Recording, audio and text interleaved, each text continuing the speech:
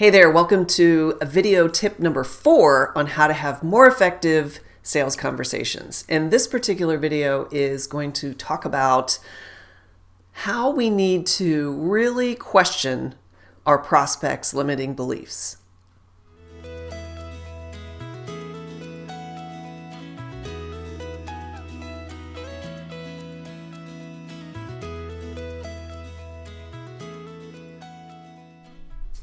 Okay, so you're probably wondering, what do you mean, Terry, by questioning their limiting beliefs? Well, we all have limiting beliefs. It's just the nature of human beings and the way our brains work.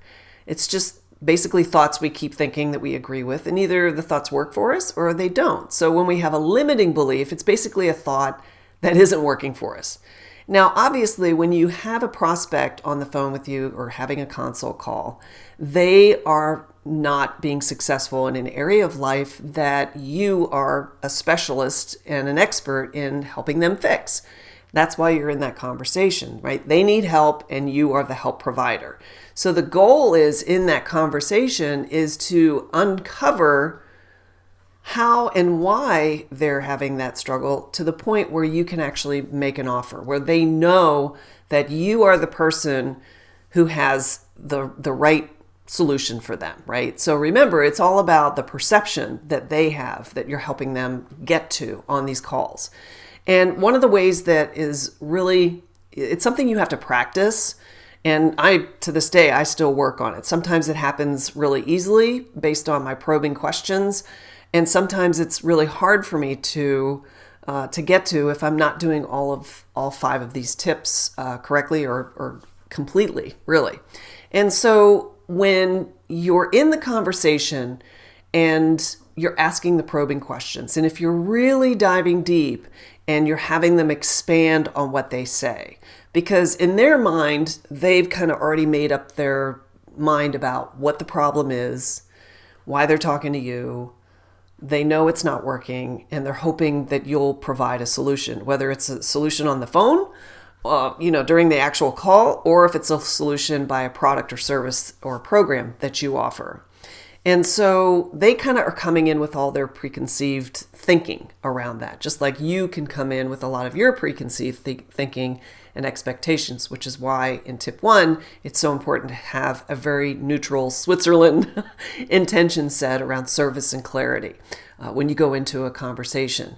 So as you're going through the probing questions and you're hearing what they're saying, and if you're really listening, which is tip 3, is you really want to call them out on when you detect a limiting belief. And a limiting belief is a statement or a phrase or something that they say, that they answer to one of your questions, that is very limiting. And it is also like maybe not be true. But at some point in their past, they've been conditioned to believe these limitations, these parameters, like I'm not good at math, I'm not good at sales, or, I'm just not a healthy person because no one in my family was ever healthy, or I had this, incident in my past or in my childhood, I was, beat, or my dad always said this, or my mom always did this, and this is how I feel about money. So everybody's coming in with all of these limiting beliefs. And if you're really listening carefully and asking the deep probing questions, they will give them to you. They will just go, here they are. And when they do, stop and give that back to them. Say, okay, so you say you're not good at money. So do you see how that's actually limiting you in your business? So you want to represent what they're saying to themselves so they hear it fresh. And the context you're putting it in is like, okay, I'm taking this out and saying, this is a limiting belief that actually may be at the heart of why you're struggling.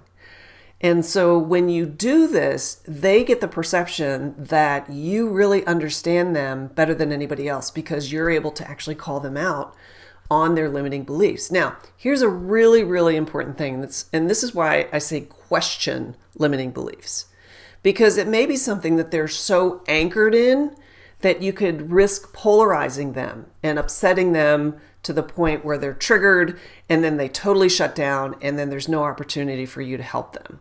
So this is why it takes practice to really listen in a way and represent what they're saying to them so you can actually have a discussion about it and maybe have a teachable moment, where you share a story about yourself, an experience where you learned something similar and how it changed your life when you changed your behavior, or whatever you feel is appropriate in context.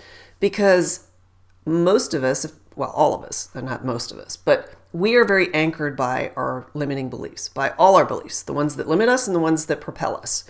And they become reality. That's why it's so hard for us to be objective about our own life and what we're doing, and why it's so great to work with a coach or a consultant or somebody who can help see you objectively.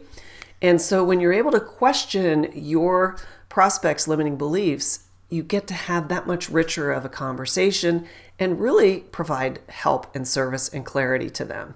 So remember that you also are bringing in limiting beliefs. So go back and watch my first tip, all about kind of clearing that out so you show up with the right intention and as clean and neutral an energy as possible so you can really be of service.